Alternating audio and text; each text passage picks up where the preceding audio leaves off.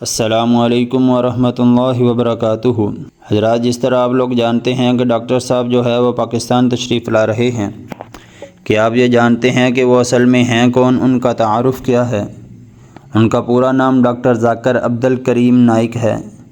18 اکتوبر 1965 کے اندر وہ بھارت کے شہر ممبئی میں پیدا ہوئے۔ انہوں نے اپنی ابتدائی تعلیم وہاں پر ہی حاصل کی۔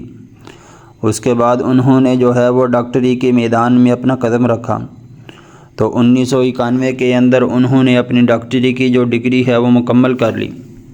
1991 کے اندر جب انہوں نے اپنی ڈاکٹری کی ڈگری مکمل کی تو اس کے بعد ان کا سارا دھیان جو ہے وہ ڈاکٹری سے ہٹ کر دین کی طرف بڑھ گیا۔ پھر انہوں نے دین کے اوپر مختلف کتابوں کا اور مختلف مذاہب کا مطالعہ کیا۔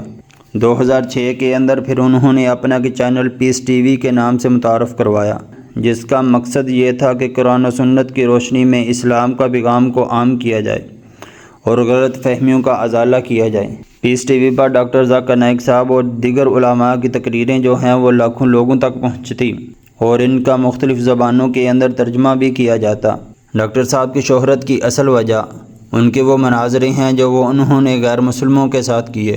ان میں عیسائی بھی آتے ہیں، ہندو بھی آتے ہیں اور یہودی بھی آتے ہیں، کہ ان کے ساتھ ڈاکٹر صاحب کے کئی مناظرے ہو چکے ہیں۔